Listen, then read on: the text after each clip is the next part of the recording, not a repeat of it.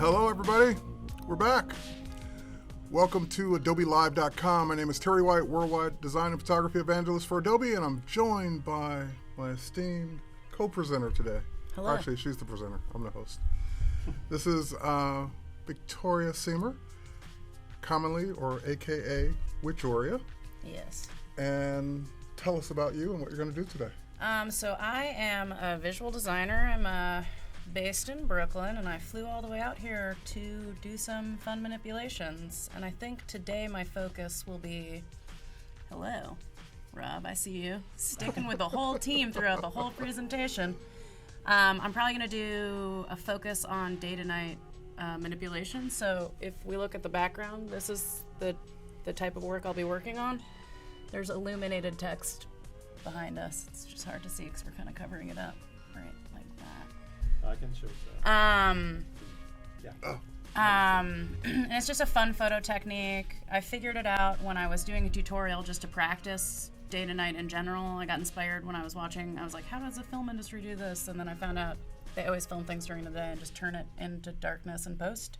Mm-hmm. And then when I was illuminating like a lamppost or something, I was like, wait a second. I can apply this to anything I want. There you go. And so I started illuminating typographic messages, and there's been a lot of interest in that. So that's what we're going to do today. I can't wait to see it. We might even make a move. We're going to make a GIF maybe. Wow. Gifted and talented. All right. Is it GIF or GIF? I'm going to say GIF. Yeah. You can say GIF. GIF is peanut butter. GIF is peanut butter.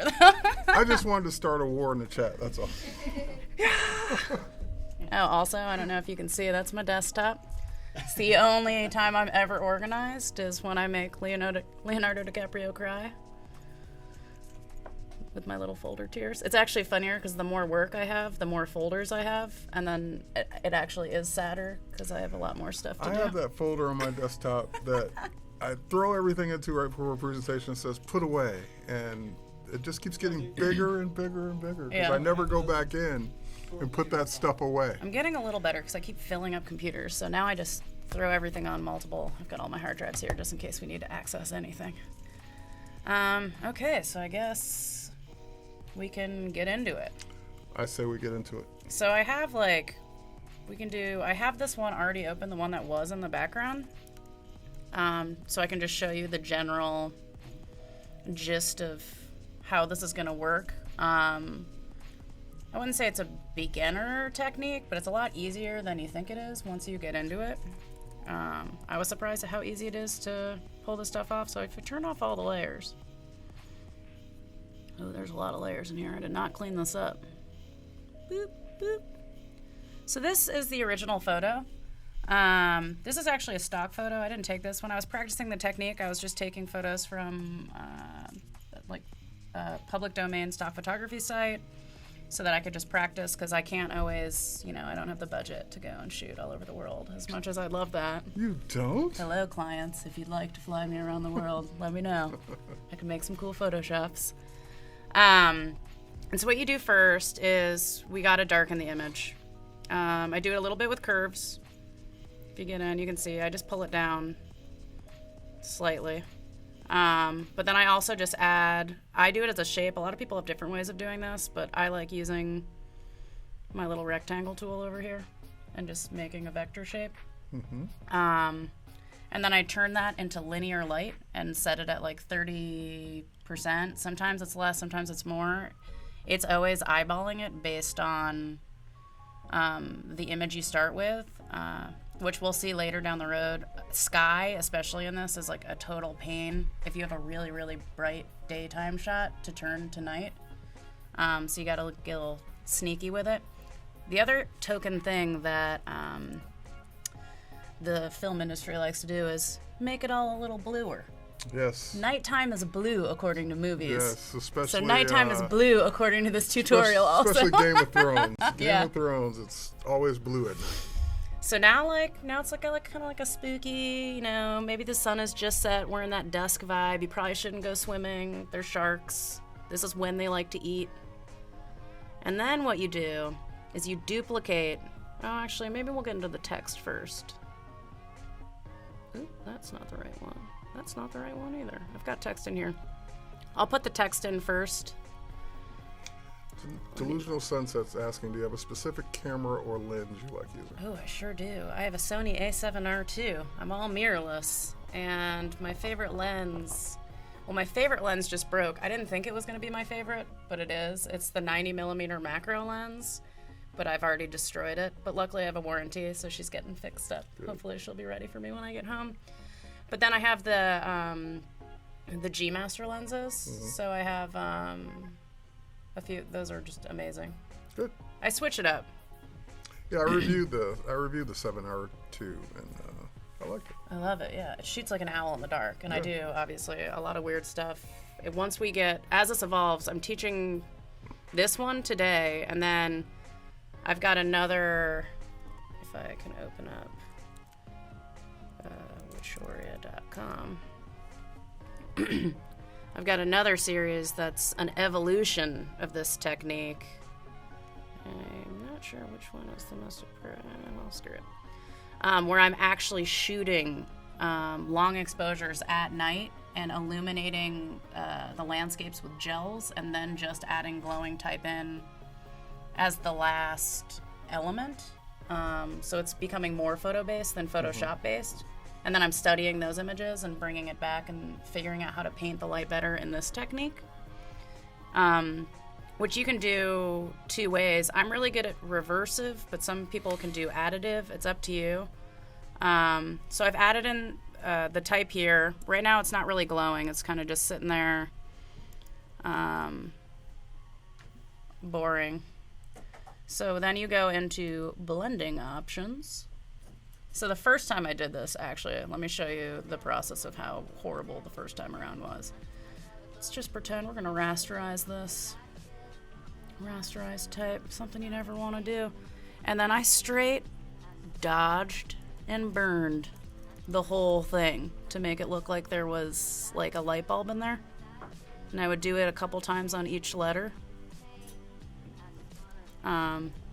And it's, you can see the O's kind of popped a little bit more, but it's got this weird, that took forever, and I'm screwing with the pixels. But if you just go into blending options and you mess with the inner glow and the outer glow, you don't have to do any work. It does it all for you. I like stuff that does it all for me. And then I can just drag this layer, because once I sort of make templates, so once I've really done a technique enough times where I'm like, I've got like the secret sauce, like this is what I need to do each time I do this, you can just drag this into a new file, and I never even have to set the same settings up again. Gotta love it. But yeah, so there's a lot of stuff, depending on the size of the photo. Sometimes you have to play with this inner glow, outer glow. Right now I don't have this synced. My type kit's synced. I don't have the right feature. All right, look over here real quick. All right. Gotta do a shout out. But yeah, so that's where we're at with that. If I turn the effects back on, come here. There we go. Now you can see what I'm talking about. So when you're in blending options, sorry, I'm also not. There's a lot of weird stuff. You can change the color of the glow. I always keep the screen, the blending mode at screen. There's a lot of weird stuff. You can like adjust the choke and make the edge of the light bulb a little harder. I mean, this looks really fake to me. I like it a little soft. But the idea is this is supposed to mimic sort of like the way light would work behind acrylic. So like acrylic signage, if you will.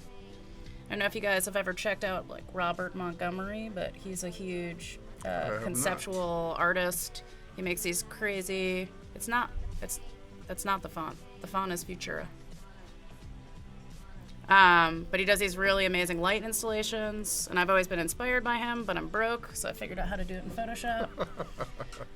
So anyways, let's say we've set it up. I like the way this is glowing.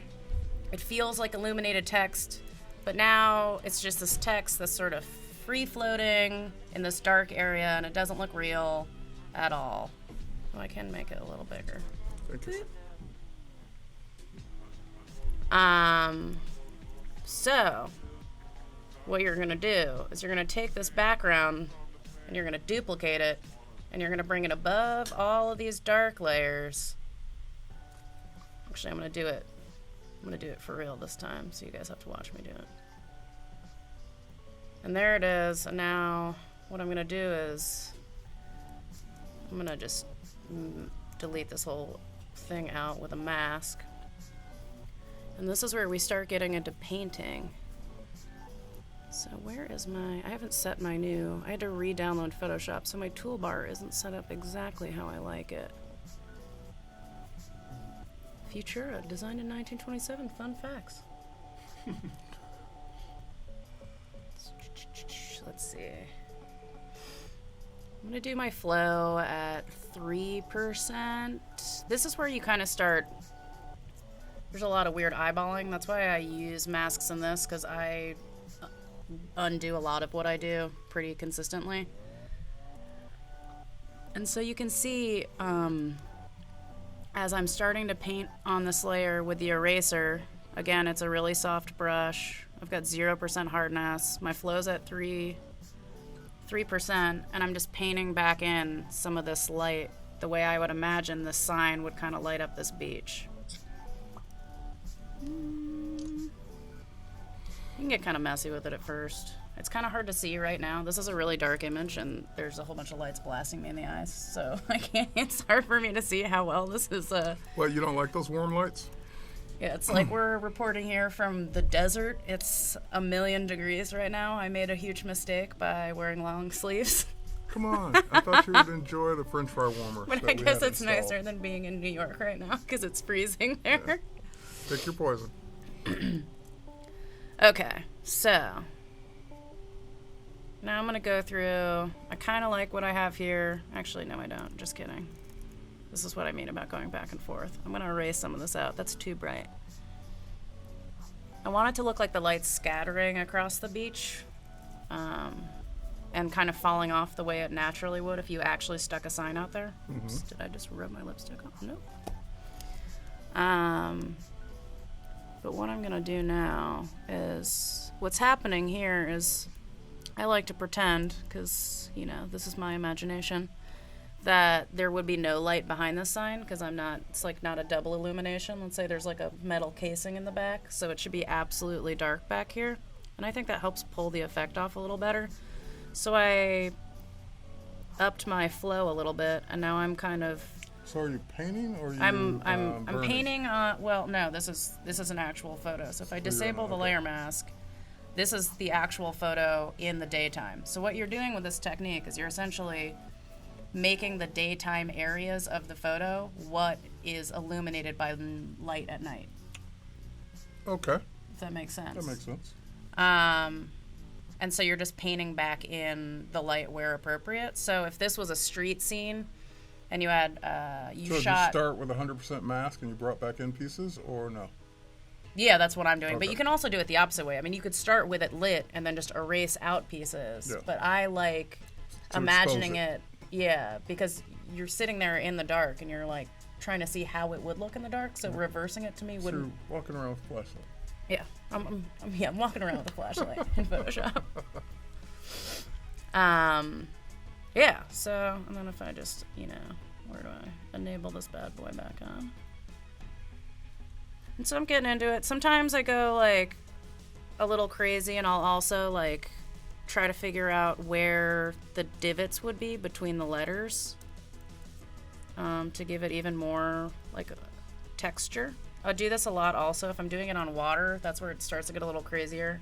I don't know if I'm going to do that today because it's kind of hard for me to see my screen right now, but doing water reflections with illuminated type is a fun, weird challenge. I've only really successfully done it once, if I'm going to be honest, but practice makes perfect, so I will keep... Corey is testifying to that one. I will keep on keeping on. This is just like the stuff I do when I like go home and I get into bed and I just like hang out with Photoshop all night. We watch Netflix together.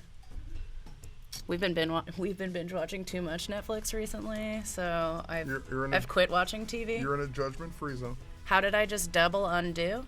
Because I just hit undo twice. Well, it's undo, and then technically it's step backwards. But what you can also, because I'm using a mask, I mean, I could write like LOL, and then I could do a million other things, and I can come back, and if I just switch, there's this neat little trick. If you use X as the shortcut, you can go between a black layer and a white layer, and it turns it into a pretty much an eraser brush and an additive brush. Yep. And so I can be like, oh, just kidding, like, I really didn't mean LOL, and I can undo that. Photoshop and chill. Yeah. So this is the general idea of the technique. I've kind of expanded it all over the place. Sometimes I droop the letters between trees, kind of like birthday banner signs. I really like only putting them in nature scenes. For some reason, I'm really not vibing with the urban landscape as of late. Mm-hmm. But I have a nice little folder of random images I just pulled right before this stream that I've never touched before that we can get into. One I started working on last week, but then I just completely forgot about it, so as per usual. And then I'm thinking at the end, maybe the goal for this one will be to create something like this GIF I made a while back. Come on. Where it's kind of fun, so you're kind of doubling down on the technique here. You do the full Photoshop. I did it with the full baby come back. And then what I did is for the next, and then I grouped it and just kind of like duplicated it. I turned off some of the letters, but when you turn off the letters, you also want to make sure that the surrounding landscape is affected by that. So if there's only the BYE, it's not going to have as much brightness as the full neon being lit. So I went through and I sort of made two completely different data nights of the same image with the same font, just with letters turned on and off, and then I put them together in this fun little GIF, which, I think we can do again. It's actually really hard to come up with.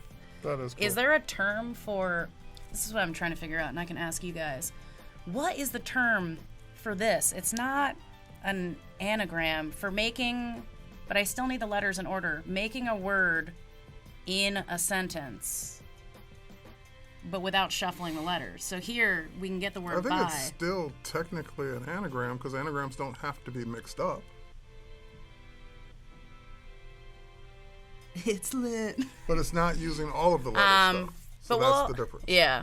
So this one's only 2 layers. It's actually really easy. It's really easy to make your manipulations move. And when I get either bored or someone starts ripping me off and I get frustrated, my favorite thing to do is be like, watch me make it move.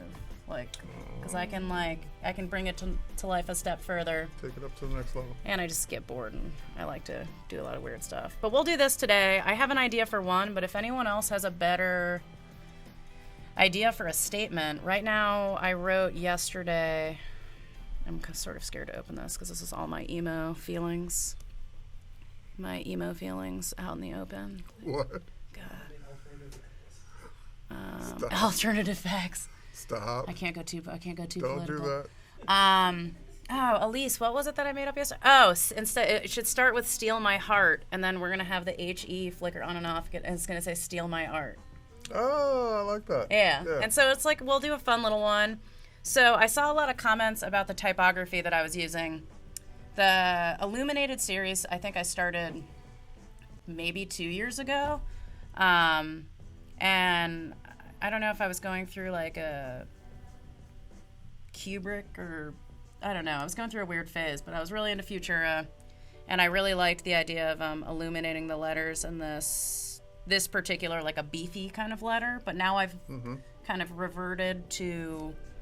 well, I can kind of give you a sneak peek of something I've been working on. This isn't what I'm going to work on today, but I'm really into this. I think this is Gotham Rounded, into the more neon fonts, because I actually just got a scholarship to continue making real neon, which is going to be my next thing. I'm going to be photographing real neon in the same types of landscapes, and sort of studying how that works, which will be a fun adventure. But We can get weird right now. I mean, there are no rules, so we could use a completely different typeface if we wanted to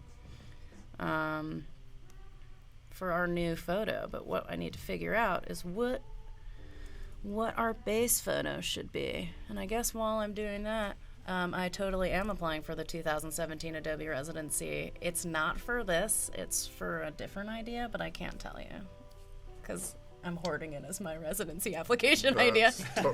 Totally understandable. All right, so I've got... Explain what is the residency program. So, if you're wondering, what's she talking about? What's the Adobe Creative Residency?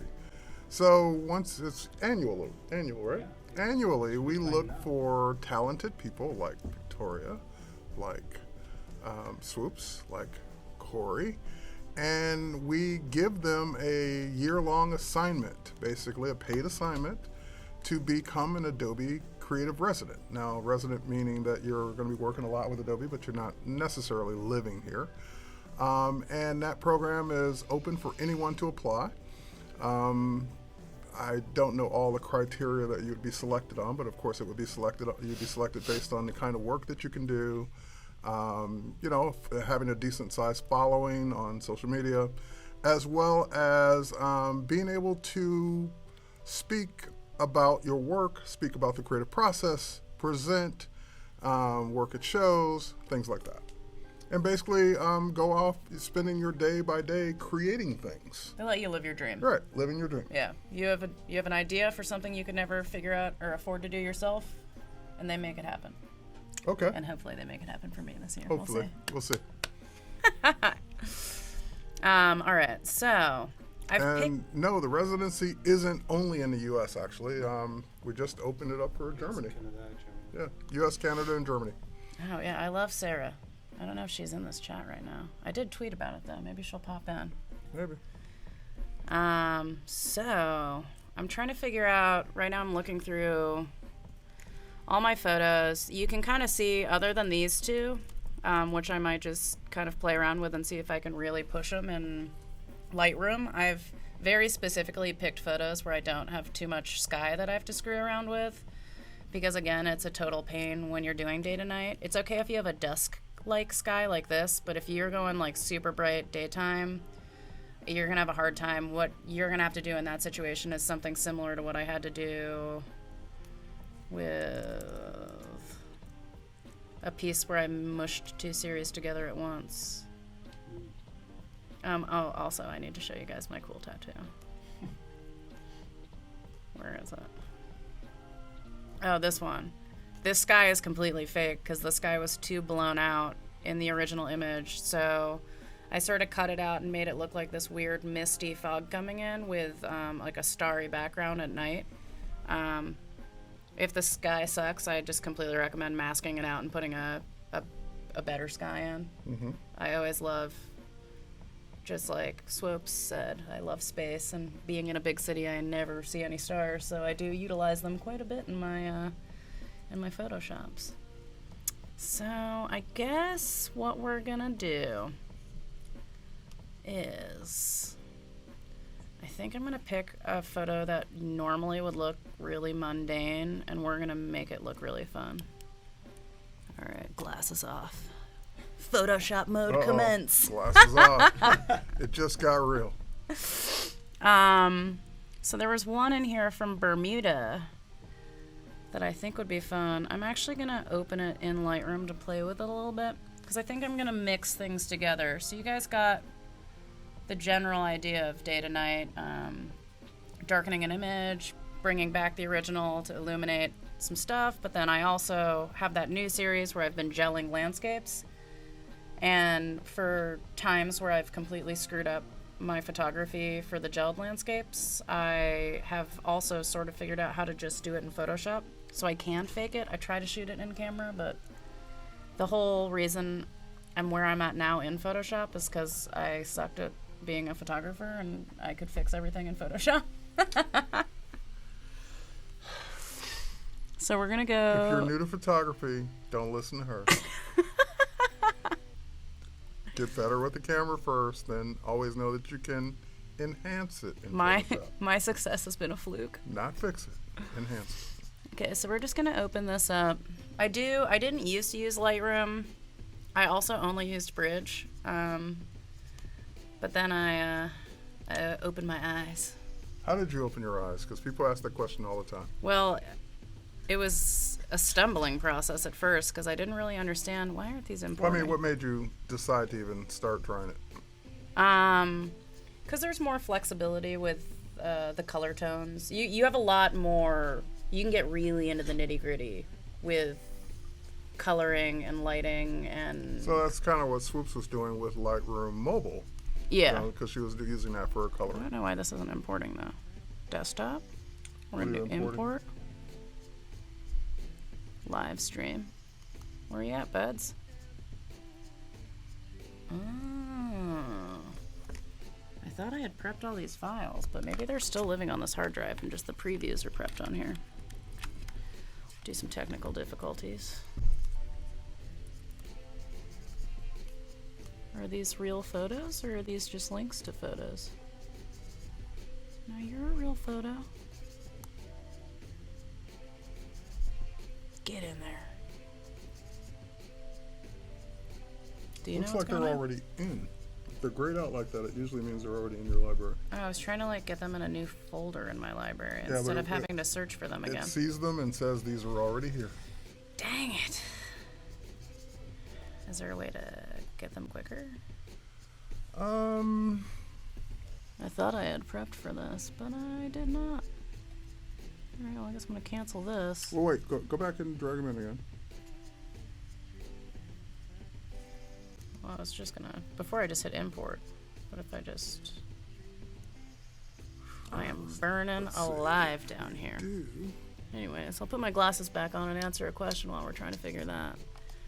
Worst comes to worst, I just don't use Lightroom. I'm not that worried about it. Or if we say that it's okay to do duplicates, then it should be okay.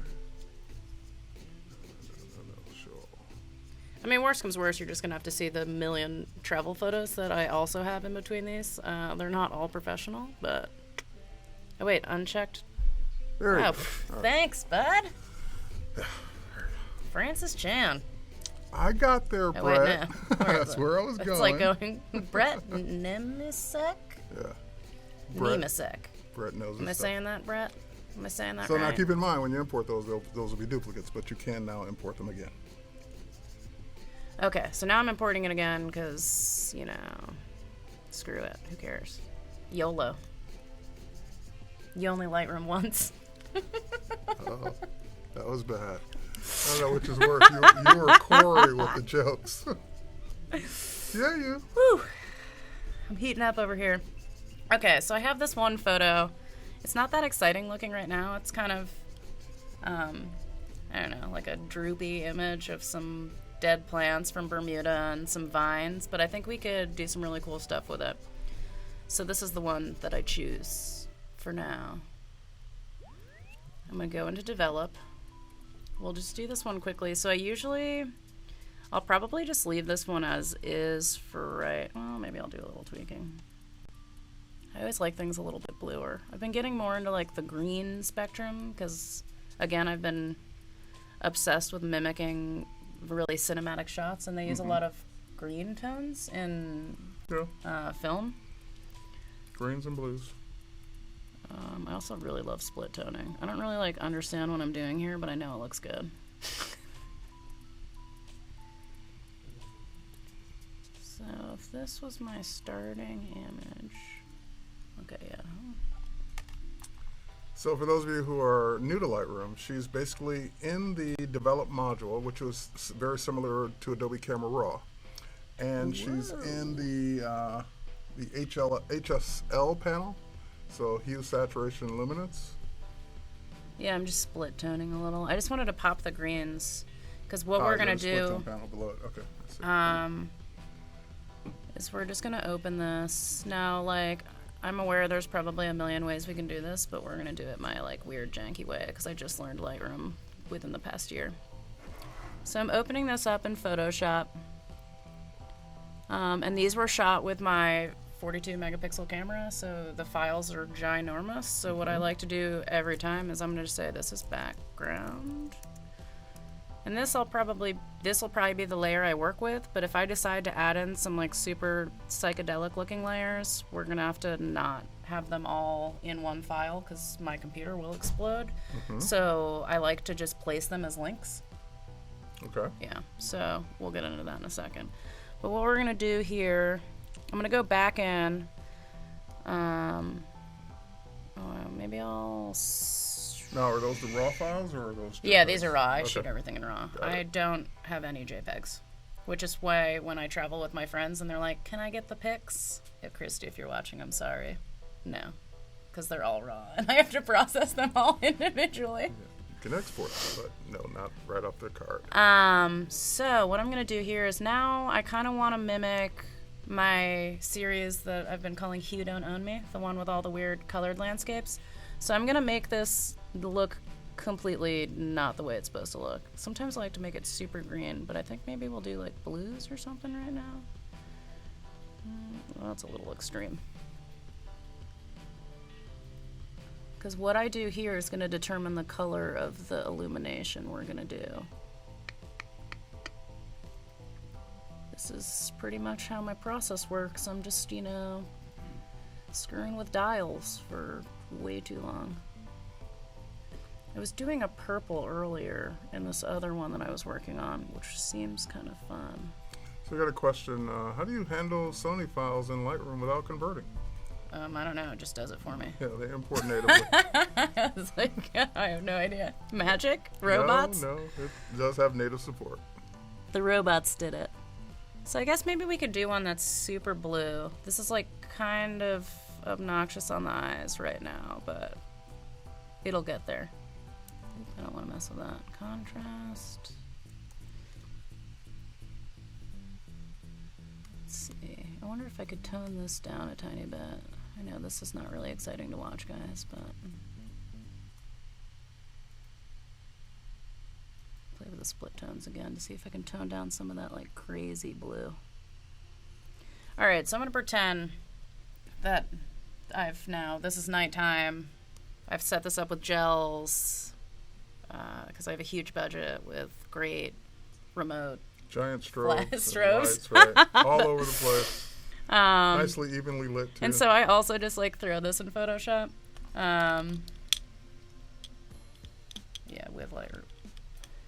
And then, so I've got, sort of a duplicate of the exact same. I said, edit in Photoshop. Now, wait, don't click yet. So this dialog box that's up right now, notice where their choices are. Use a copy with the Lightroom adjustment. So that means that whatever she does, she takes a copy over to Photoshop without affecting this original. Or the other option would be edit the original, which means she would lose the Lightroom adjustments, but it would edit the original file. So the copy is usually going to be your safest option. That way you're still... Never edit the original. Right. This should just have a big X through it. No. That way you're always maintaining your original in case you want to go back to it. No. All right, continue. Sorry Okay. about that. Boop. But is it opening or is it because I already have it open? Usually it just opens right here when I tell it to do by bidding. But it's being a jerk. Is it in Photoshop and I'm just not seeing it? Did you hit OK or cancel? Edit in Adobe Photoshop. Oh, I could open it as a smart object. That's true.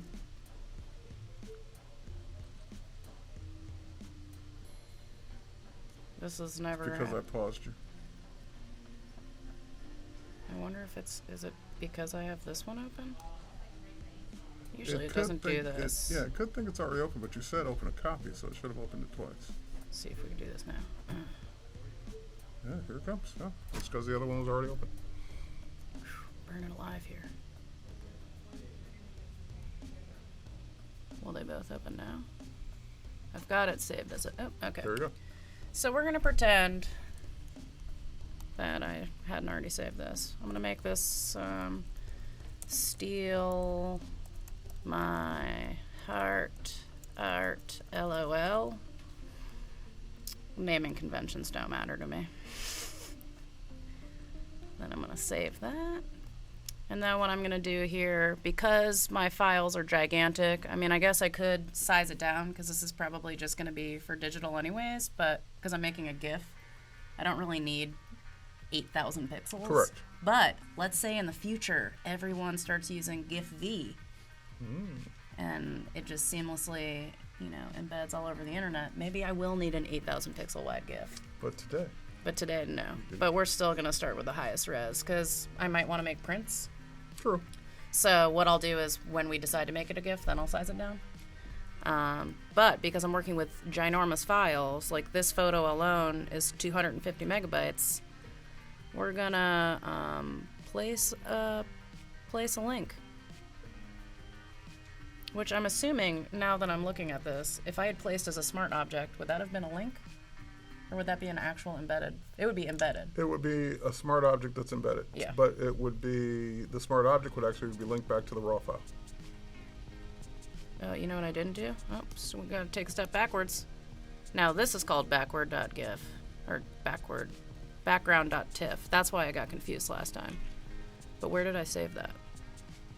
Place linked. Oh wait, right here. Do you have all my changes? No. What's going on here? File. Save as. Blue. Photoshop.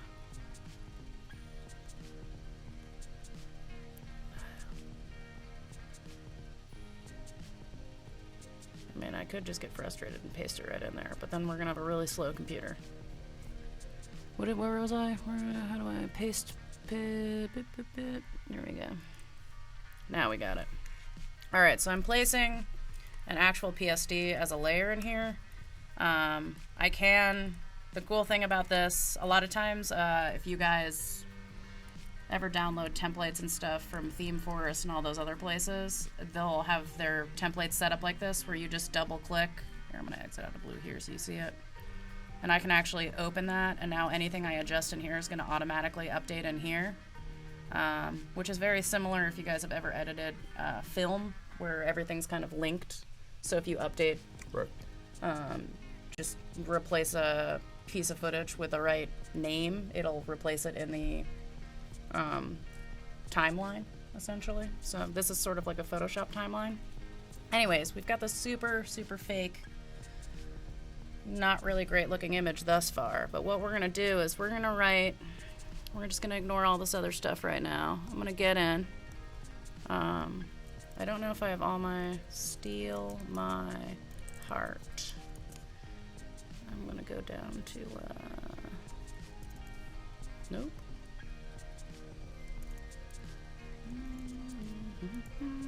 This is where I'd normally go into another file and just take the one I've already made and pull it in here, but for the sake of everybody being a part of this process, we'll do it all together. I'm really into Gotham Rounded right now. I'm vibing with it. I don't remember which one I use. I think it's Light? Gotham Rounded Light. Yeah, there she blows. So we're gonna start with that. Obviously, it's not gonna be black. I'll make it white right now so you can see it. You can definitely set up your type in programs that I think handle type better. Like I use Illustrator almost more than I use Photoshop now. Why is that? Well, why do you think it handles it better? Because everything's so vector-based, where everything is vector-based. Things pixelate in Photoshop. These are smart objects, so they're not going to pixelate as bad, but I've just found that it's so much easier to do your lighting and kerning in Illustrator and then just bring it in as a smart object. Okay. But then it's sort of a pain in the ass because you have any adjustments you need to make. You need to go back and forth. Because I don't think you can't drag in an Illustrator file as a layer here and then have it auto-update, can you? Maybe an SV. Well, yeah, if you drag it in, it would come in as a smart object, so it would be basically the same thing. Yeah. Or you could put it in a library and do it that way. Anyway, so we're gonna this lettering is still too big in my opinion, but I want you guys to be able to see it. So I'm in here. You can pick whatever typeface you want. I like this one because it already sort of looks like neon. And that's sort of the effect I'm going for. We're also going to get into some fun masking. Even though no one can ever see, even though you can zoom on Instagram, it's so low res, nobody can ever tell. But sometimes I like to hide my letter forms behind these vines because I'm a psycho. And even though no one can see that detail on their phones, it exists. And I've done it because I think it makes it look just a little bit more real.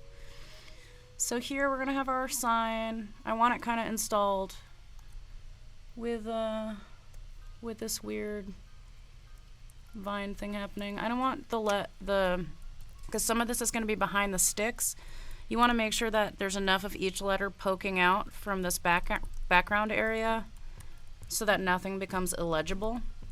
And I think that's enough for right now. And so I don't know, what should we do first, guys? Should I make the letters glow, or should we work on making it actually look like it's nighttime and that there's... Make the letters glow. Make the letters glow first. All right, so first, like, obviously, because I've made this whole background blue, the idea is that I'm going to be painting this in with the same effect that I did in the previous example. But I'm doing it with these color tones because this is going to be what the neon is illuminating. So this super artificial blue. So we need a blue letter form. So I'm going to go in here. I got to pick which blue I want. This one's looking pretty similar. I might need to pop it a little more.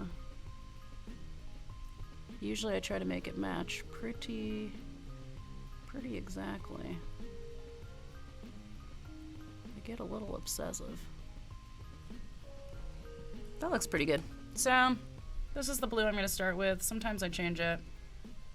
I actually might go into cheat mode and just make sure I have all my blending modes that I need. But again, we're going to go to blending options. Ooh, and you know what would probably... And then we're going to go to inner glow. And outer glow are usually my go-tos. Ooh, I might actually already have it set up a little bit, but obviously something's trailing in from my settings from something I previously edited. I think it's actually from this file I have open over here, because this is not the default.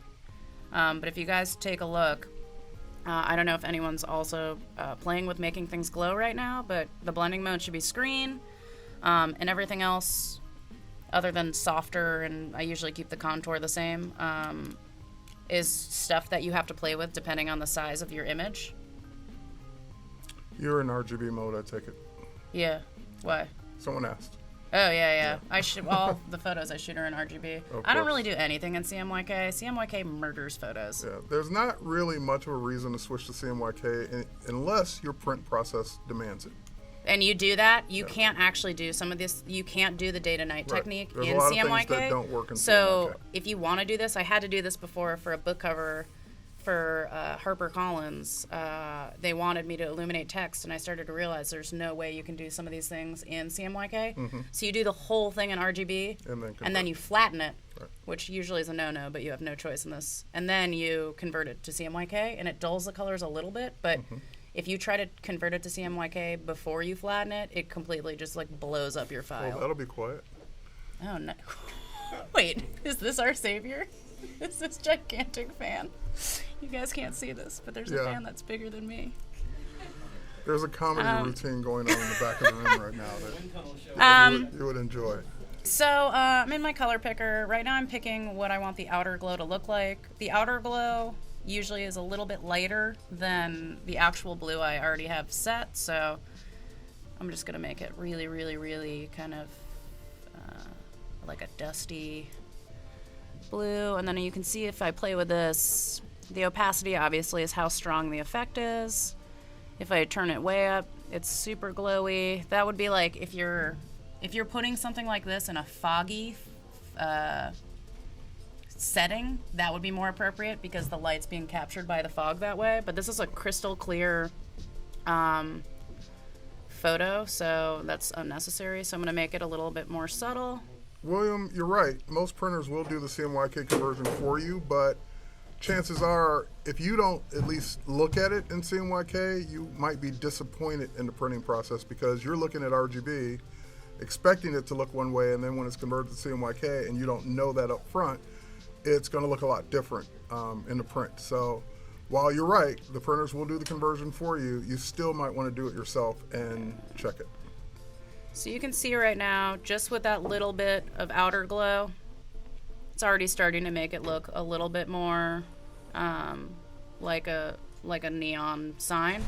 The next thing I do is inner glow. This kind of gives a fake without having to go into 3D.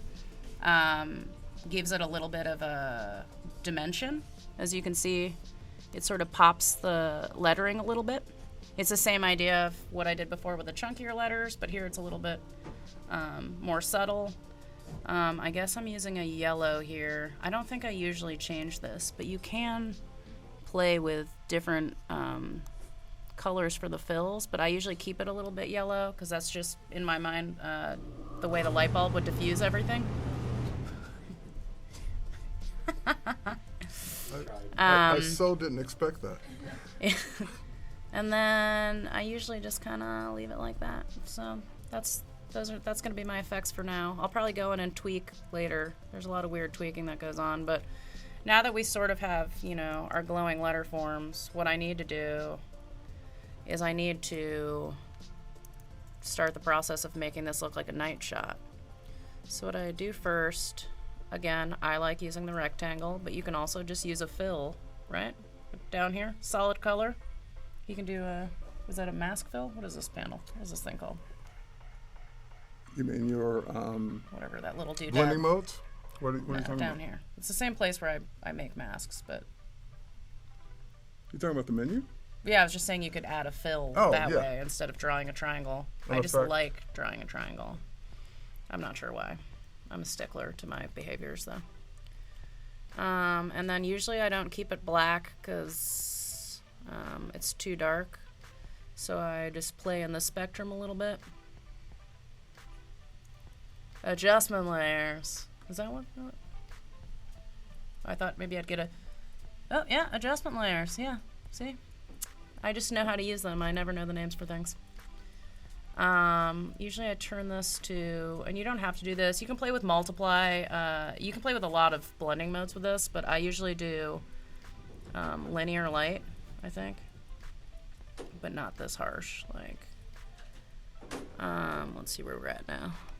So here I'm just adding in, it's just kind of darkening the image as one base. I'm also going to go in the curves with an adjustment layer. And I just use this little doodad, this little, I don't know if you guys have ever used this hand guy, but I just like to eyeball it. So I take this little hand guy and I pick the darkest part of the image and the lightest part of the image and work from there.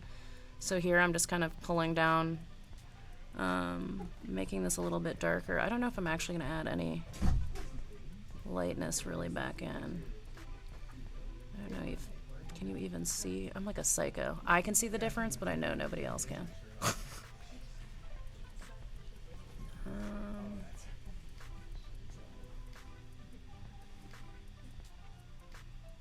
Anyways, you're making it a little bit darker. I'm also noticing some trash in the background.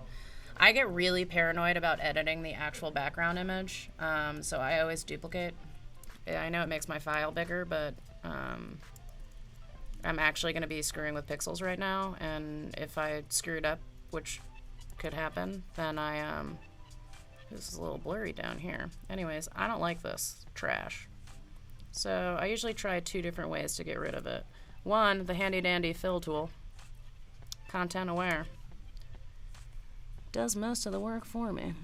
And then, I just adjust.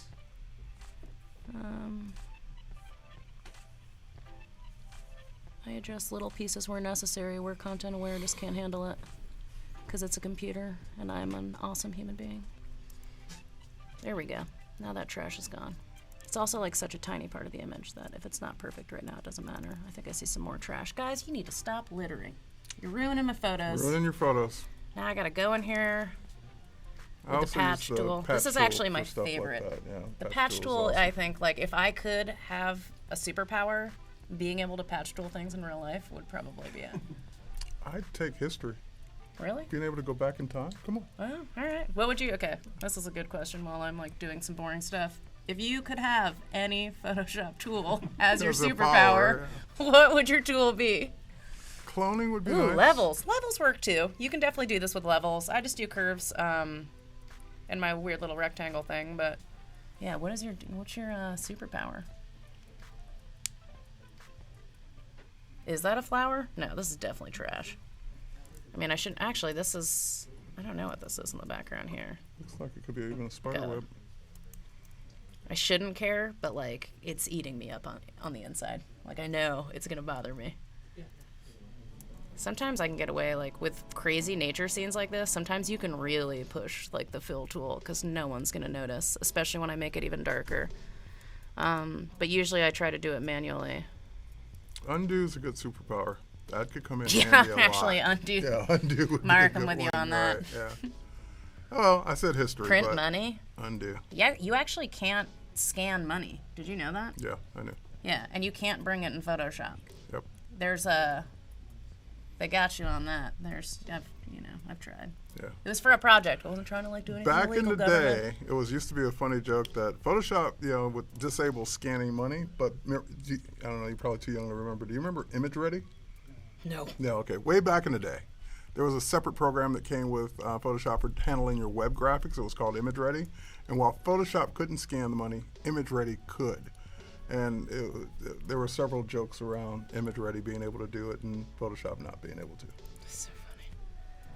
All right, so it's not dark enough, but sometimes I'm not going to overdo it with the darkness in this one. So here, normally what you would do if this is a plain like illumination where it's just white text and you're not worrying about the color, you just duplicate the background, bring it above this rectangle or fill layer, and then we would do the same idea that we're about to do here that we did before, where I make a mask layer and I just delete out everything because I like to paint my light this way, but you can do it the other way if you really want to. I usually use a gigantic brush and I crank the flow down quite a bit so that not as much of the image that I'm painting in comes through. Thanks. This is even still too much.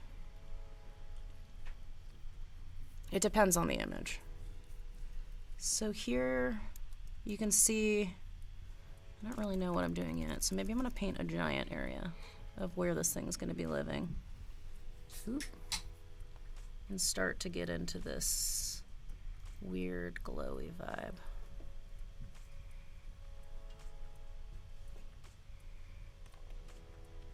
Let's see, what are we working with here? You don't think there'd be nuts in these, right? I'm gonna try lemon lime. So Scott's asking, I saw when Victoria was using Content Aware shifting the output. Are you able to adjust the Content Aware suggestions? Yeah, I just don't ever do that. Well, apparently he thought you did.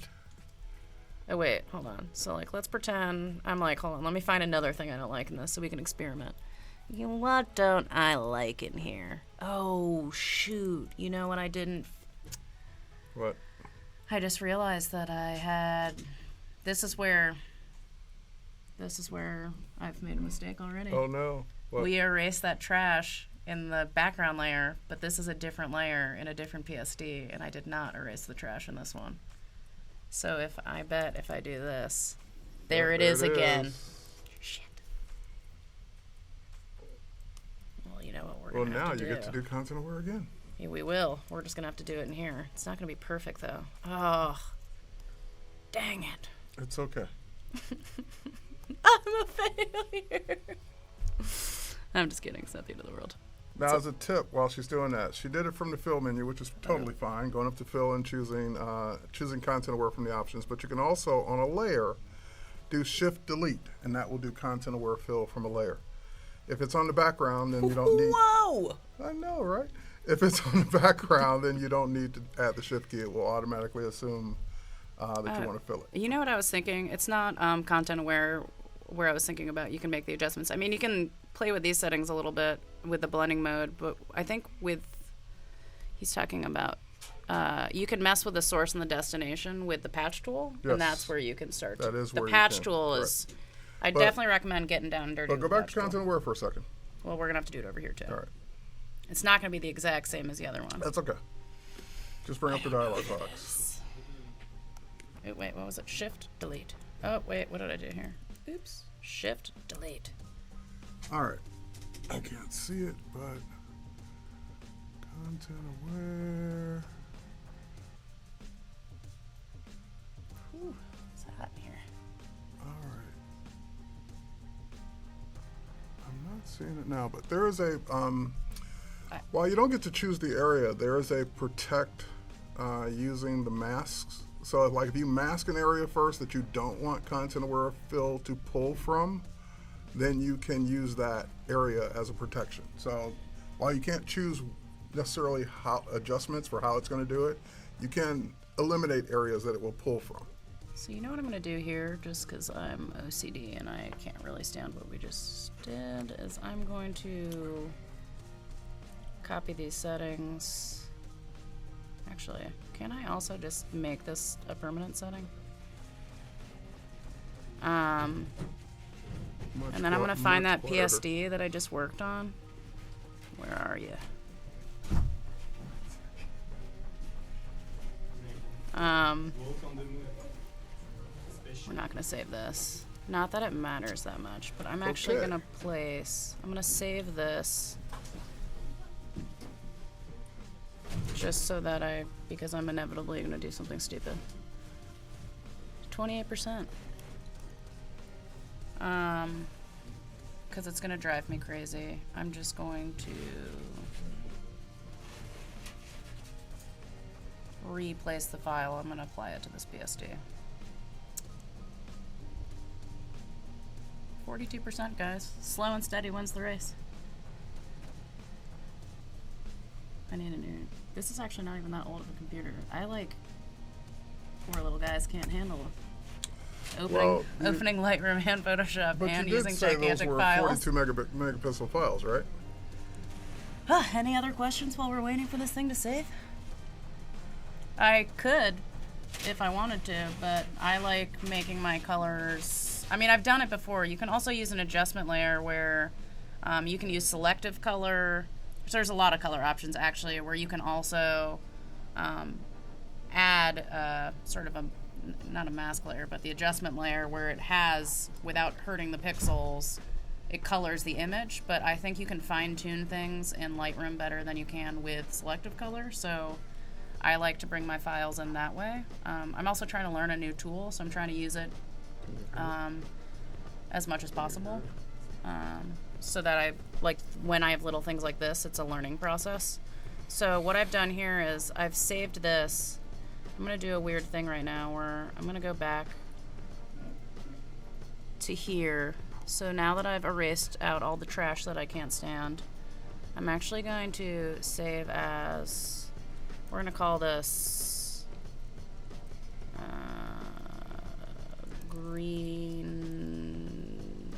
new blue, because I'm gonna replace what I had. I'm gonna make it a TIFF. Usually I wouldn't do this, but I'm getting rid of the layers because I just want the image. I'm gonna do that. Now I'm gonna turn all this other crap back on that I have.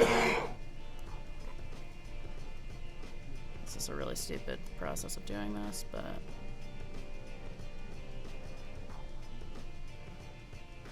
replace. And then I'm gonna go back while that's doing its thing in Lightroom. I should have a new little guy in here. Background, where are you?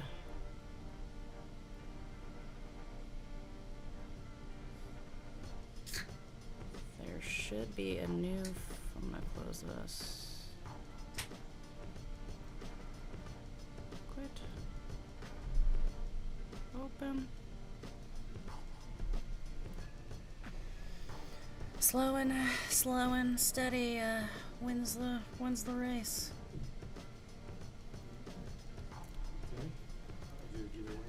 Sure. Yeah, that's a good idea. All right. While we're waiting, time for a giveaway. So the way this works is you will type a word that we will tell you what to type in just a second into the chat, not just any word, into the chat, and we will have our Nightbot pick a random winner. So what word should we use? I have one. Oh, Michael has one already. Victoria's nickname on social. Say that again? Victoria's nickname on social. You know, she Oh, has her one. nickname on social. Okay. So if you have been paying attention, then you know that Victoria has a nickname on social. Type that in now, whatever that name is. Yeah, what is it? I know what it is because I had to go look it up. All right, this isn't doing what I wanted it to do. Anyways, we're just gonna. What can you win? You can win a year of Adobe Creative Cloud. So if you're already a member, you get to add a year on for free. If you're not a member, you get a year for free. Who am I? Oh, I see it coming in already. Oh. Yeah. Yes. Now you type that same thing into Instagram and then you click follow. Very cool. And something really magical happens. Yeah, something magical happens. Her follower count goes up. It's just magical the way that happens. Whew. Okay, burning alive. So I'm going to keep doing this while you guys are doing that. I actually wonder if I should darken this even more. Ooh. I think guess that's everyone in the chat unnecessary. now is This is- copying off each other. No. Yeah. Come on, guys. Is the secret word Victoria? No, how'd you guess? Cascading like ridiculous. Everyone's trying to win. All right, it was the 45th person that typed it. Just kidding.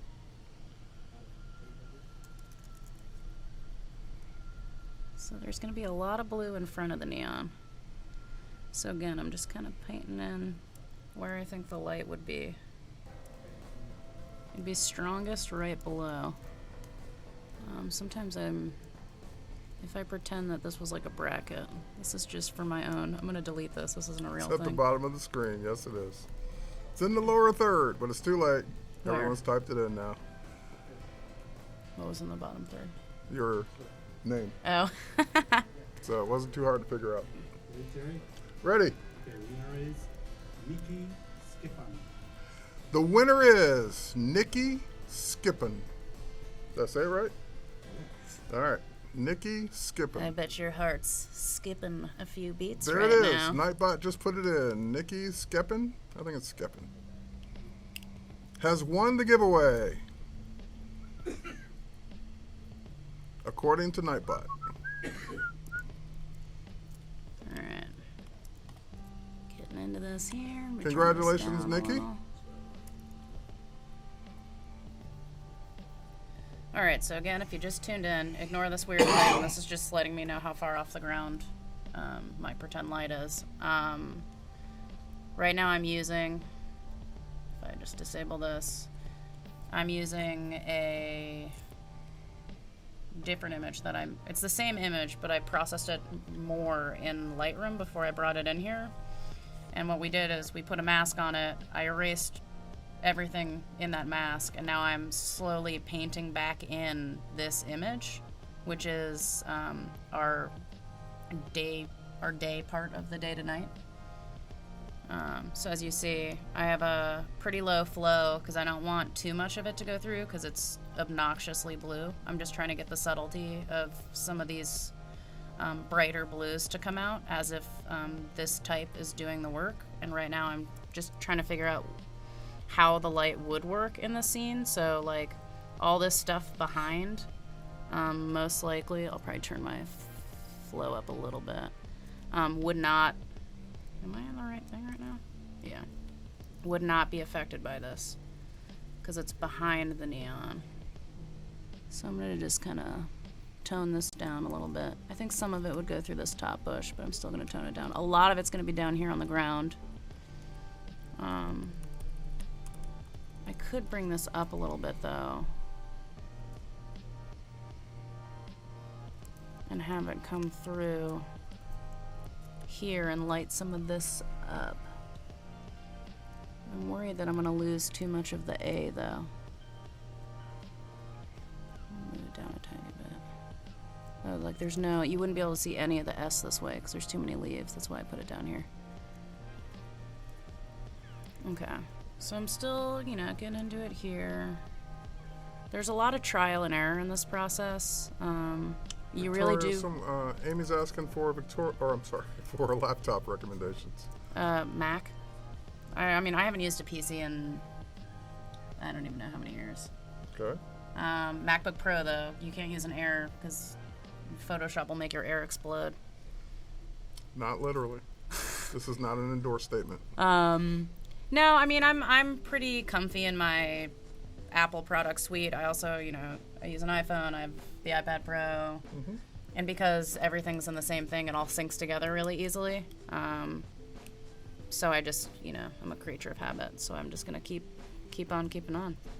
You just want something that can handle anything that's got a good graphics card and can handle. So you'll probably need a lot of RAM if you're gonna run stuff like this. I would say if you're gonna do film, you might want something a little more souped up. A lot of people use the towers, the bigger, heavier things, because even this laptop, even though it's souped up, can't really handle After Effects that well. It tries, but it doesn't do the greatest. Anyway, so I'm gonna just like, you know, we're gonna keep, just because we're running out of time now, I'm just gonna get in here and start toning this down a little more. Someone's asking her using a touchpad. She is using a trackpad. I at the am. moment. Like, I hate to say it. I have a Wacom. I do use it from time to time, but I do just use my trackpad. As weird as that sounds. That does sound weird. I have really, I got diagnosed with benign essential tremors, so my hands are really shaky, and for some reason this movement isn't as bad as the other movements. I've got a little makeup on my face. So for me it's easier to do this than it is to use a pencil sometimes. You just work with what you can. I'm like 28 going on 70. So, yeah. I'm gonna just delete this out. Somehow, guys, I have lipstick all over me. I don't know how this happened. I don't know if it's because I'm melting under the Sierra lights. Gotta be a little of both. But yeah, it's brutal right now. So anyways, we're gonna I'll stop being so obsessive about this and just make it so that this little area is lit. I'll probably, just kidding, tweak it a little more later, but for now, this is what we're pretending to work with. So you're starting to see as I toggle on and off the layer, besides the trash that I haven't masked out in this other layer, it's starting to, I almost wonder if this should go down a little further.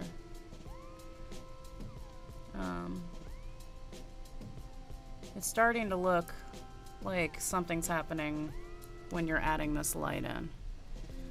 It usually takes a couple passes. I'm definitely gonna have to look at this when I'm not in, I usually edit in the dark so I can see the screen a lot easier. But this isn't so bad right now. I might even crank this a little more if we want it to be real dark. So that's where we're at with this. What I would also do, there's a few ways to do this. I'm gonna try it right now with a mask. I think I did this once before and it didn't work out. But here, what I do like to do, and I won't bore you guys by doing it for this whole thing because that's the type of Photoshop work nobody wants to watch. I up my hardness quite a bit. I'm gonna go to 90. I never do 100% because then you get those janky edges. You know what I'm talking about? Where it's like, Yes. yeah. So like 90 is usually my max out. This is fine. I try to make the size the same size as the width of the letter form for this type of editing, meaning, I guess I do use some shortcuts. X and brackets. And then what I do here is I start to figure out where on the plane I want this to exist. Like, should it be before or after this? Like, this is an easy one. I know for a fact that I want this in front. Ooh, turn your flow back up. So what I like to do is I'm gonna go in, again, I'm using a mask, so when I inevitably, my hand shakes or something, it's really easy to go back in. What I'm doing here is I'm just starting to make it so that this is actually living in the setting. So what I'm gonna go through, and I probably won't do the whole thing right now, is I'm gonna pick and choose areas of this bush that I want in front of the neon and behind it. So you're kind of creating another way to kind of trick people with this effect is to give a false depth of field. Yes. So you can also just do that by kind of sticking your letter forms in these objects and blending them in. Like, I can't tell if this looks like it could be in front of this other one. So the M arguably could be in front of here, but I'll probably erase all this stuff out just because I think it'll look cooler. It's really cool when you have lots and lots and lots of vines to edit them through this way. Like this A. Am I still on my... just pretend. Oopsie. This is what I mean, though. This is where you start to realize sometimes... Are you trying to blend that in? Well, not blending it in. What I'm trying to do is make it as if the A is behind this branch. Ah, got it. Okay. But the issue is, and this is why I'm also using masks, because now I can see where the A would come back in, like right down here. This is just a rough sketch, but I'm already starting to notice that there's going to be issues where like most of the L would get swallowed, so this type placement actually isn't really good for where the letter forms are sitting, because if I actually put this L behind this bush, like, you can't tell really. I mean, you can kind of tell it's an L, but you've removed almost all of the letter form. Right. So what I'm probably going to have to do is scoot it up and actually do it over you could here. go replace that part of the background. That's true. I could do that. Yeah. But when I'm trying to make a really realistic manipulation, I try not to screw with the original image as much as possible. Mm-hmm. I try to do as much as I can with stuff like this, because then the effect gets pulled off. There's a lot more likelihood where I'll screw something up and then someone will call me out on it, because there's a lot of people watching these days. Yes. So I try to stay as native to the real image as possible, but yeah, from time to time I do fudge it a little bit.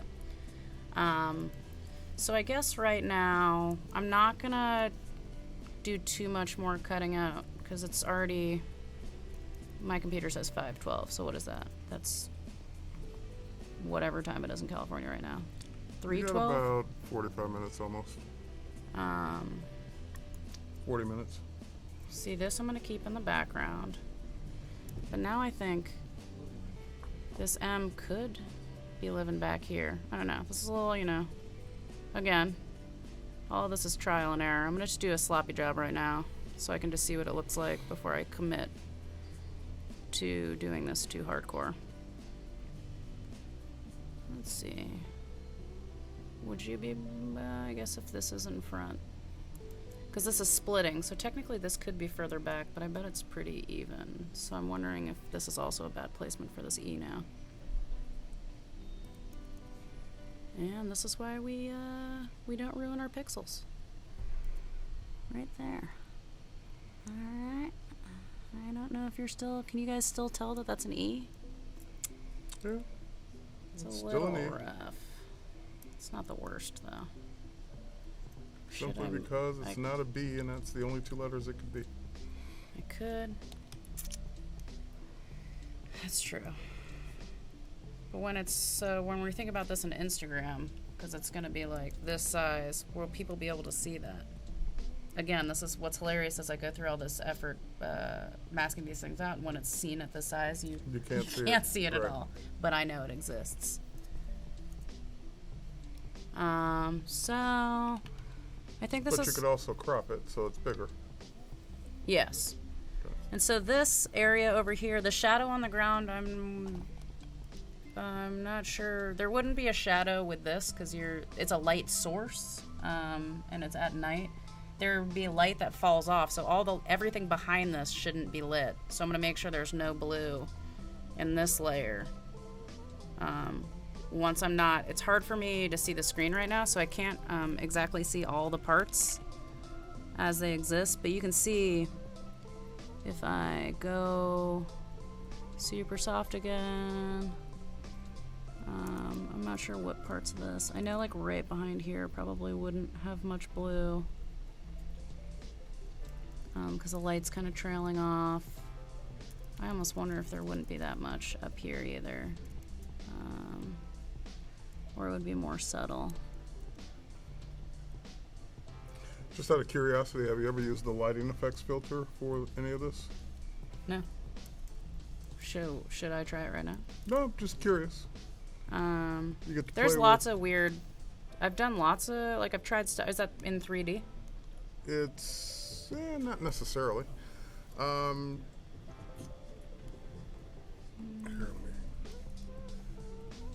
while you're doing that, let me bring up an example. So more than a shadow, what you really need to add here, because this light source is supposed to be so bright, is everything here.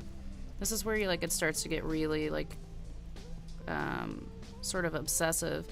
Is you should be painting in huge bursts of this original photo on some of these things right below. Usually there's like a pretty definitive line, especially like if this was sand, you'd see an actual line of blue below the neon. But because this is sort of brush, there's gonna be a lot of light bouncing all over the place, so it's probably gonna be on different levels of different leaves, where you can see it start to you're starting to kind of bring in, showing where this would, like the stick for instance, probably would have like a nice like streak of blue shining, bouncing off of it. And this is partially why I'm also taking, I'm learning how to make neon signs for real so I can photograph them and also study how the light actually works, because right now this is how light works in my brain. But that's not necessarily how it would work in real life, so I don't know, I'm just gonna add like a really big, actually maybe it would be closer to like this area would probably have the most right here.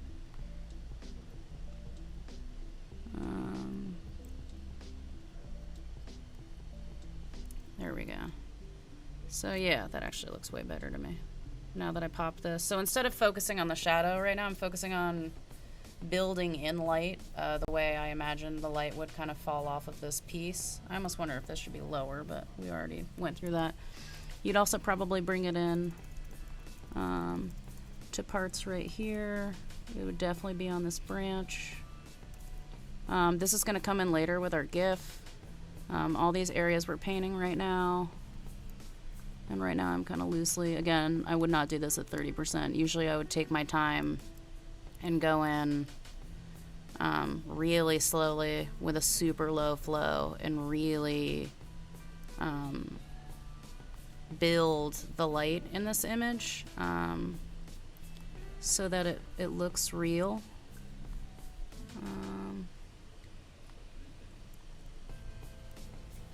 So as we're doing that, what I want to do now, actually I think some of this up here would be lit too. See, this is where I start to turn like super OCD about this.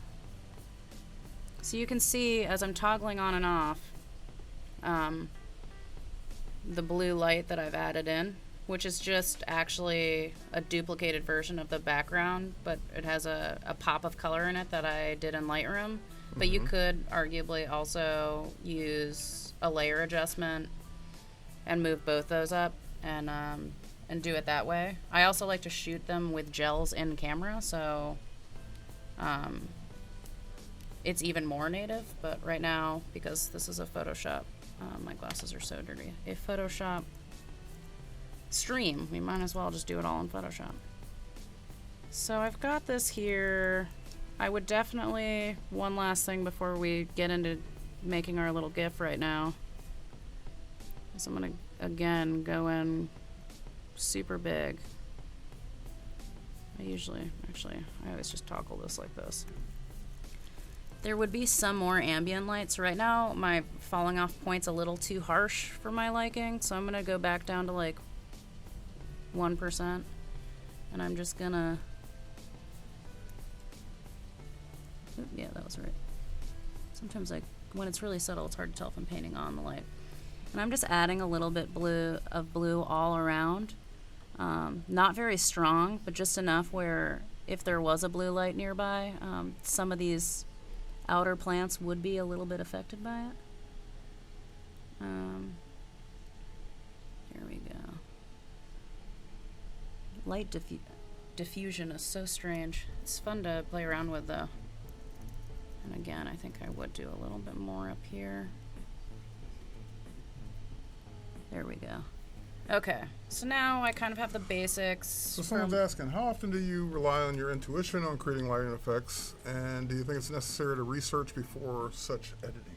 I mean, I definitely I've been adding more research into my process, so it starts out completely in my head, and then as I'm starting to call myself out on, like, things that aren't realistic, like, even now, like, the pieces directly in front of the branches, they should be completely blacked out because the other side of that's receiving no light. Right.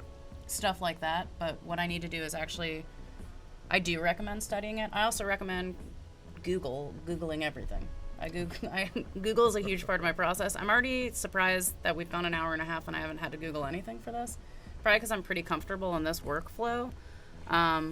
But right before this, I had an issue with Lightroom where I couldn't figure something out, and we were in the forums, like, trying to figure out what it was, and then I just, reset my folders, and it was fine. But, yeah, I Google everything. I look for inspiration. When I started doing this, I looked at actual neon signs, so I was all over Tumblr and Pinterest and looking at the world around me, seeing how they sort of worked in their environments, and then I started to figure out how to do it myself in Photoshop with the same technique that I had done when I was feeling very inspired by, I like Abraham Lincoln, by artists like Robert Montgomery. I'm just like looking. Ooh, Jesus. Anyways, so now that we have this is a general sketch. What I will do later is I'll go back in and I'll get really nuanced with this, but because you guys, are watching this, you probably don't want to watch me masking out tiny branches for the next 45 minutes because that's not really exciting. So what we're going to do is we're going to make this bad boy move. So, I don't know if you guys make a lot of GIFs, but I like to go, what is it, under the timeline panel now? And I don't like video timelines. I like frame animation. I'm going to create a frame animation. What I need to do here... So would you say a lot of compositing in Photoshop is trial and error? I would. For sure. And then you get more intuitive? My entire life is trial and error. I don't get more intuitive with it. I just keep trying stuff. If you're not failing at all, I don't think you're doing a good job.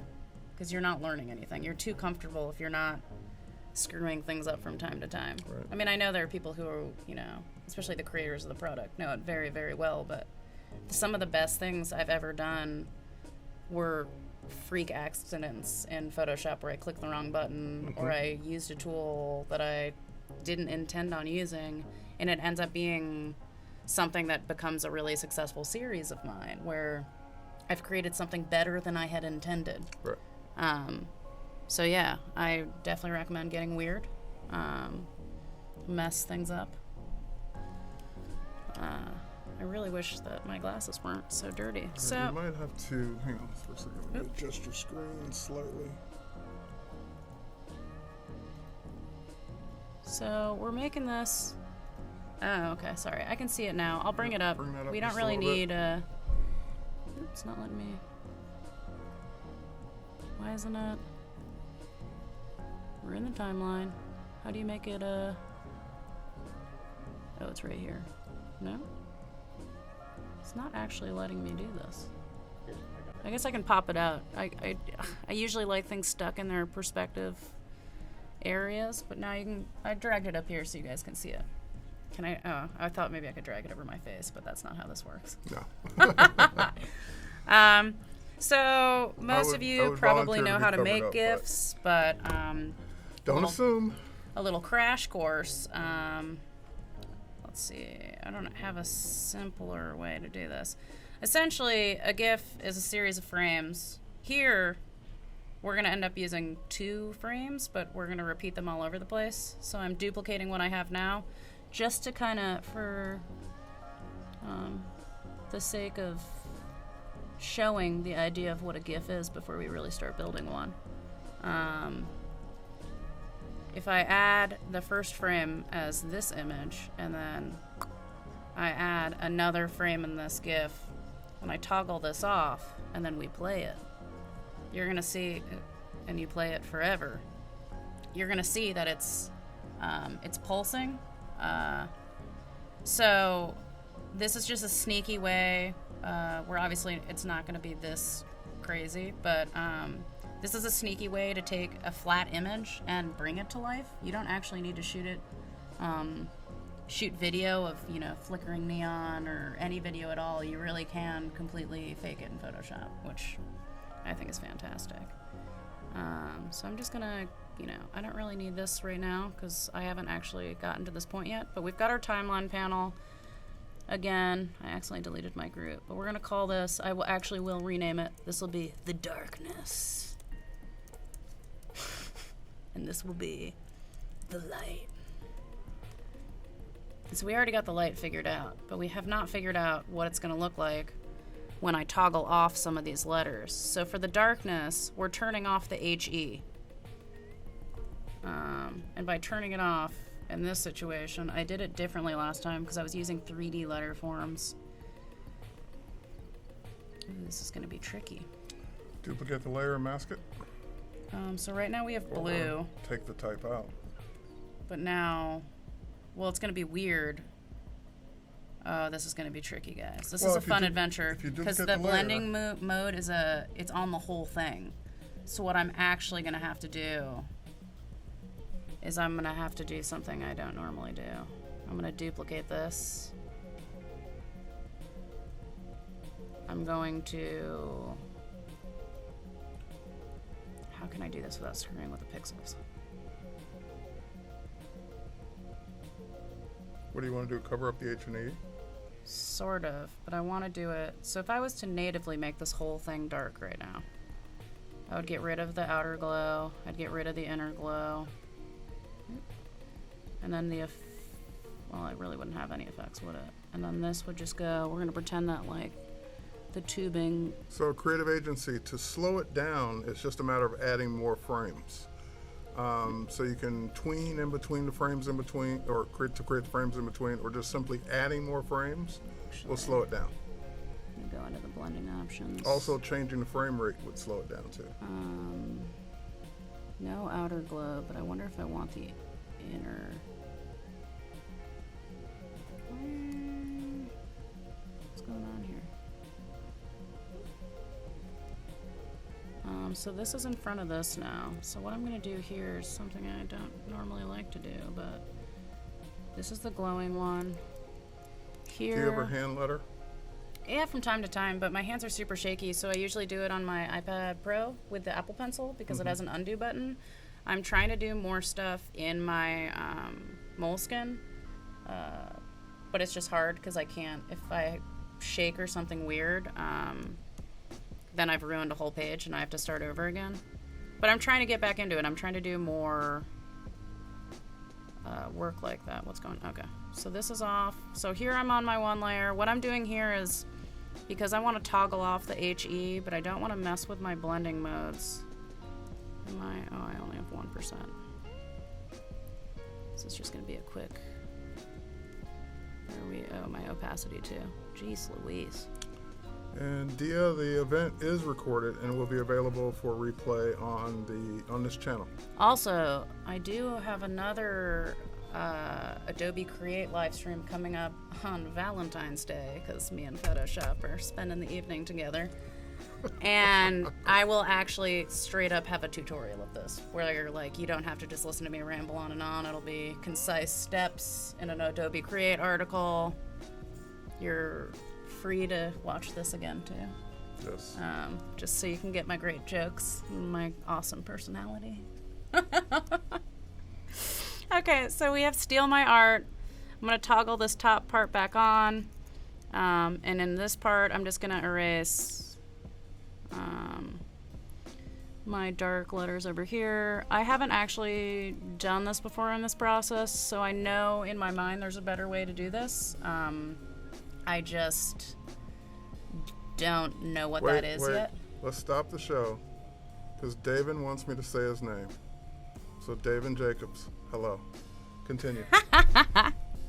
Okay, so we've got, if we toggle this on and off, now the HE will blink in and out. But when you do that, if the HE is disappearing, obviously some of the lighting around it should disappear. So what we're also going to need to do in the darkness layer is we're going to have to get rid of some of this blue, because there's not going to be as much blue. Not a ton, because you're only removing 2 letters, but that should pretty much remove this whole chunk there. So again, we go back down. My flows are all over the place. Let's see, we're going to go to 2%. Super soft brush. I'm going to use a bigger brush than this. I'm almost always a big giant brush user. Again, I got to take my glasses off because I can't see what I'm doing. So here, because we're turning the HE off, I think that it's going to get a bit darker over here. Maybe even trailing in a little bit. Probably not too much, but I want people to be able to see it. So you see how down below now some of the lighting below is being affected by the HE? I'm going to do one more swoop in this, sort of affecting the surrounding areas, because it's 1%. It's like not going to be that obvious, but it helps to spread it so it's not just one tiny area being affected. You can kind of see that it's actually changing the atmosphere of the whole piece. I also need to do the same thing up here. If the HE is gone, some of the blue, some of the lightness would probably disappear from up here. And so now you can see, as I'm toggling this on and off, we're getting that sort of, the lights changing with it. I mean, that might be a little extreme, but. Yeah, that's a. I'm going to add a little bit more back in. This is what I mean. It's a back and forth process. It's back and forth. It wouldn't turn down that much, just with 2 letters missing. What am I on right now? Here we go. So Octavio's asking, what do you need to do to win a subscription? You need to participate when there's a contest going by typing whatever the word is for that particular contest into the chat.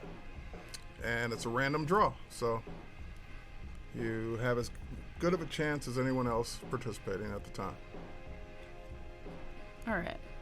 So it's not quite as extreme as it was before. Again, you need to go in and you play with this. A lot of these take me, especially when I'm doing it completely in Photoshop, I do spend quite a bit of time with these. It's a really quick technique, but if you really want to pull it off well, there's a lot of little things with masking and then like hand painting in little vines and leaves and this and that to really pull off the effect, especially when you're doing something like this where you're toggling things on and off because different parts of the photo are being affected. But you know what I like about that?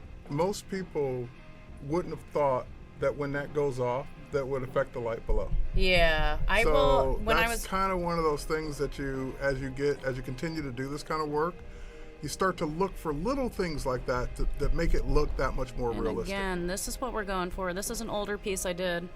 And you can see that the light, the surrounding light, even down here, really subtly is changing based on the things that are coming on and off.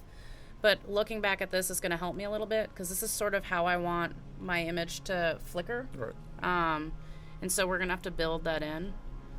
So right now, we're just going to stick with these two.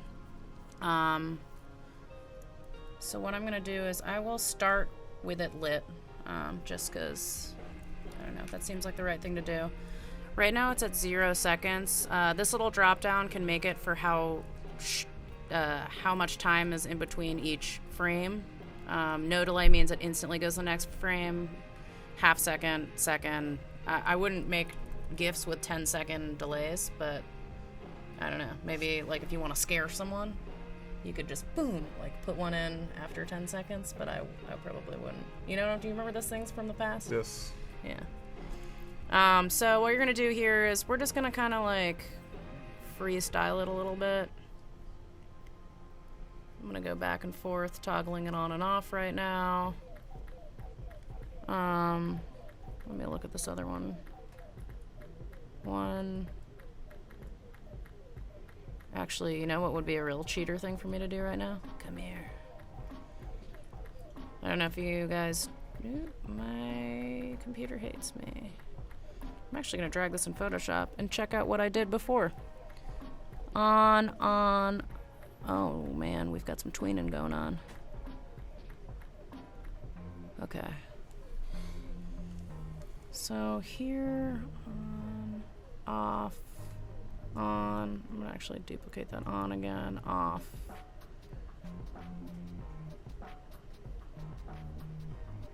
Duplicate. I could also, like,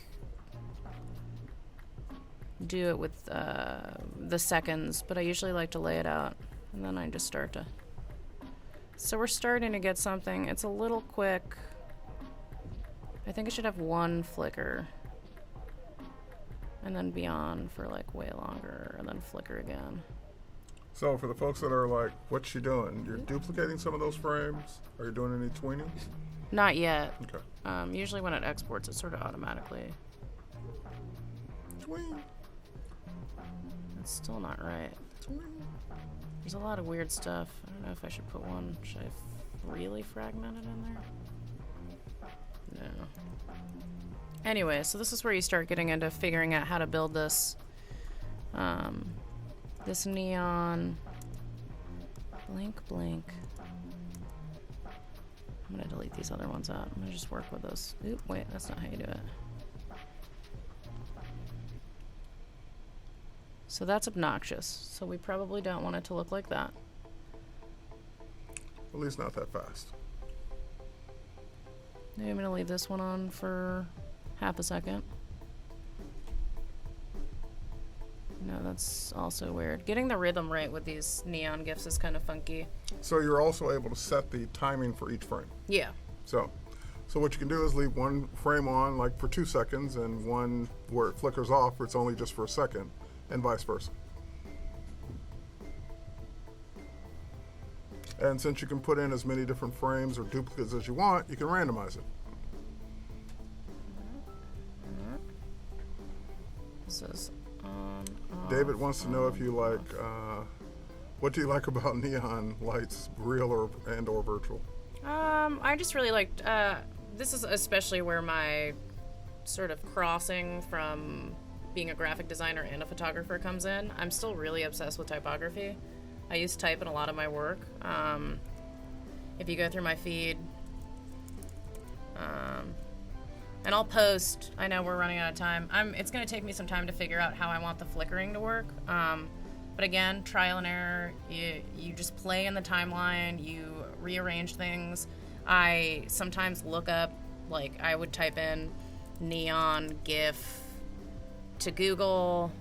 I'd find some examples that I like that are flickering, like that's kind of cool. You can drag it into Photoshop. You can kind of look at how, especially if it's artificially made, how some of these work. Like this one's got an interesting vibration that's just subtly changing the glow with really fast-paced frame, or without any timing between the frames. It's just consistently flickering, and get into it with that. But if we go here, just go to the gram because it's easy, you're gonna see that almost everything that I've even done in the past month is typographic. There are these these are the gelled examples that I shoot out in the wild and then add the type in afterwards. Sometimes I like to write things in the stars.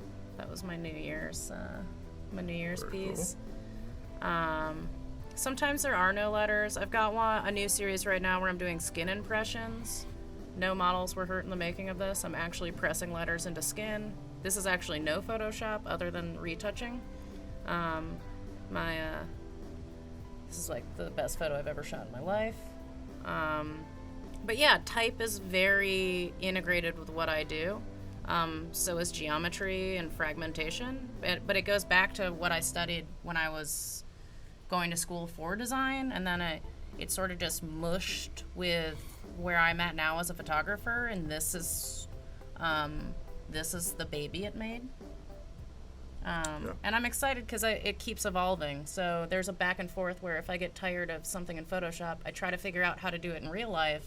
Oh. But then if I can't figure out, it goes back and forth, where I also want to do things in Photoshop that I could do in real life because I want to see how much I could push digital. So that's a really funny tug of war going on. Yeah. But I think it helps me with my technique on both ends because it's like a checks and balances. I like that approach. Yeah.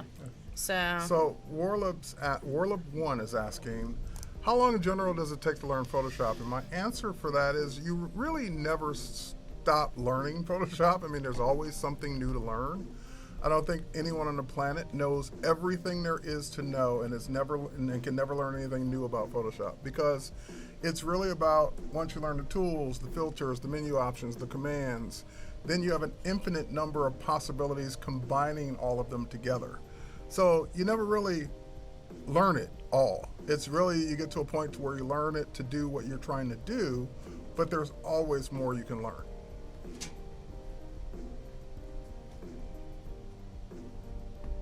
Yeah, like I said earlier, I Google stuff all the time. Google is a huge part of my process.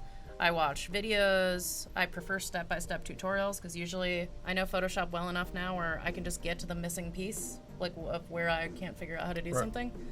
But I think in the beginning, videos are a really great way of doing things because you need to go from start to finish. I think one of the best for when you're just getting into it and you're doing tutorials, only do tutorials of things that you like the end result of, because if you're making tutorials of stuff you don't like, you're not going to remember anything because you don't care about the process. But when you pick a tutorial of something and then you love what you've made, you're more likely to remember what you were learning in the first place and be able to recreate that.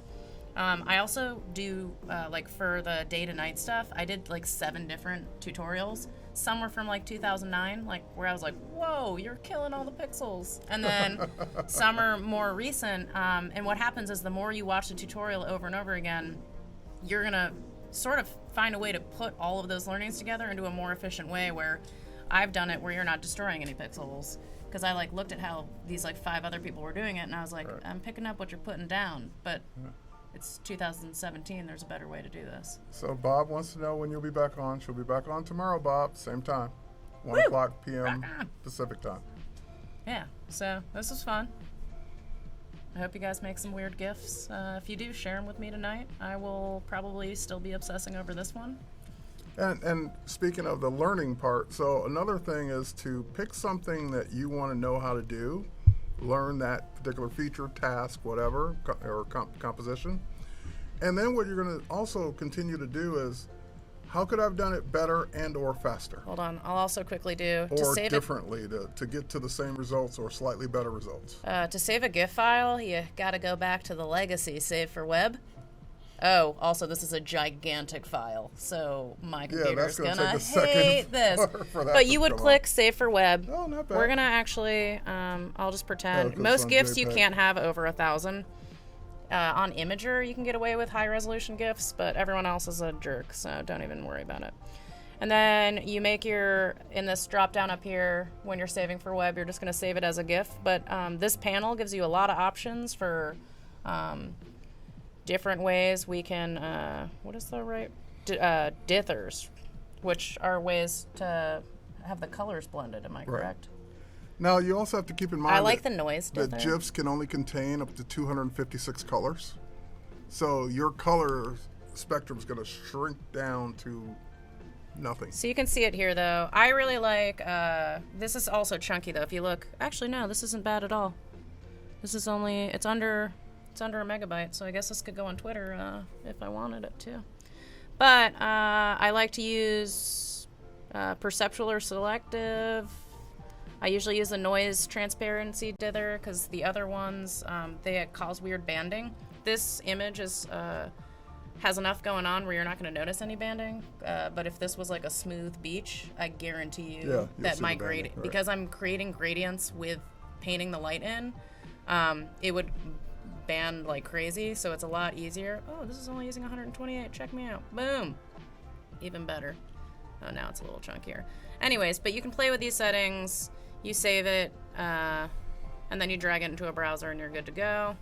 I will also say that you should do this time to time while you're creating your little flickering neon guy, because when you have it in the browser, it actually renders differently than Photoshop drags a little bit.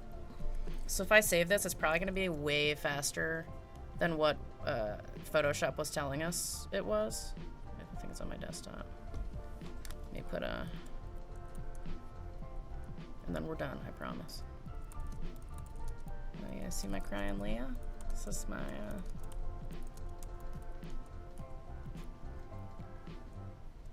Oh, actually, it's not that different. Sometimes there can be a difference between the way Photoshop's previewing a GIF and the way it actually works in the browser. This is actually pretty neat. I'm digging it. I'm definitely going to work on it a little more because I can also see I'm glowing some fake trash, invisible trash in there because I never actually fixed it in that old file. But because that file's linked, all I got to do is double click where I'm having the problem area and it will disappear completely and then we're good to go. But yeah, any last questions? I'm on Instagram as Witchoria. I might do some weird Instagram live stuff later if I go shooting. Are you going to post that on Twitter somewhere? Yeah, I'm going to probably work on it a little more. It's not perfect enough to go on the internet. All my followers will judge me. Hey, Swopes. Anyway, but we might go out shooting tonight, so I might, I don't know how well live does on the iPhone with data, but... Live what? Like Instagram Live, just showing us running around the city. Yeah, it's not bad. Shooting after we have dinner and drinks with Adobe. It'll be interesting. We were in a beautiful rare form last night in the hotel lobby. I missed it. Anyways, I'll see you guys tomorrow, 1 p.m. sharp, Pacific time. I don't know if you guys know that I'm a natural. I actually wanted to be a TV anchor. Someone asked if you have a YouTube channel. Not yet. Well, I have one that has just, it has one of these illuminations in a video, because I got bored. I don't know, can I just, Witchoria. I have one video. So I'm going to start, my goal this year is to do tutorials and a little more process, but this was my every Thanksgiving, I do a thanks for nothing. And this is this year's. And it's just a day to night done in After Effects. So you can do pretty much anything you can do. Not anything, but a lot of the stuff that I do in Photoshop, you can do. Oh, look, there's someone made a tutorial about how to do one of my pieces. That's when you know you've made it. When someone does a tutorial on how to do what you do. But yeah, so tomorrow it's either going to be exploding levitations or I don't know. I will take suggestions. Just tweet them at me or Instagram them or Facebook. All those things. I'm on all the things as Witchoria. So yeah, see you guys tomorrow. All right, guys. Thanks for watching. Up next is Mike Campau. So Right before we go, check this we out. have Photoshop. This is work coming up with Mike Campau. My Make It On Mobile. And I got it tattooed to myself. Tattooed. That's dedication. But this is a drawing I did of my arms that I've just tattooed on my arm. Because you couldn't just look at your arms? Yeah. I don't know if it's... All right. Anyways, sorry. All right. We have 5 minutes. Oh. Okay. Oh, shoot. We'll do something for 5 minutes. You want to show your Behance account? Yeah, I can do that. Behance.net. Alright, so this is the work I did for the identity at Adobe Max this year. We took my geometric reflection series, which can be seen down here, where I reflect landscapes into geometric shapes, and we reflected them into a geometric letter form. logo. And so what we did is we actually went to places around. Max was in San Diego this year, so we went to locations around Max. Anza Borrego's it's in San Diego County, but it's about 2 hours away. But this is downtown San Diego, and this is Sunset Cliffs. And we just went shooting, and I had tons of images, and through a bunch of trial and error, we figured out which reflections work the best. This is my favorite one. So Wait, the back one? This is all masking. I love that one. So I'm hoping also maybe to shoot some stuff tonight. It'd be fun to do a time lapse and then do the same effect where we're making a GIF, but taking a really simple concept like just masking things upside down, but make them come to life. So you're going to shoot DSLR and Swopes is going to shoot iPhone. Of course. I think you can even see. I did it once over here. I don't know if you can see it moving, but that's also a GIF. I really like making things move. It makes it fun. Back to Behance. What else do I have here that you guys might like? I did just a little, wake up exercise every morning for a while where I was just putting weird stuff in my coffee cups, which was fun. Some of these are stock photos. This is, some I shot myself. That's my hand. What else do we got? We got the illuminated ones we went over. I had the human error series where I took Photoshop crashed on me and destroyed a project before we had Photoshop with autosave, and I was really upset. So I was going to say Photoshop broke my heart unexpectedly, but then I realized I could apply it to everyday situations in life. So I made lots of messages. And then someone called me out recently on not updating the UI in my messages. God. So I actually did update the UI.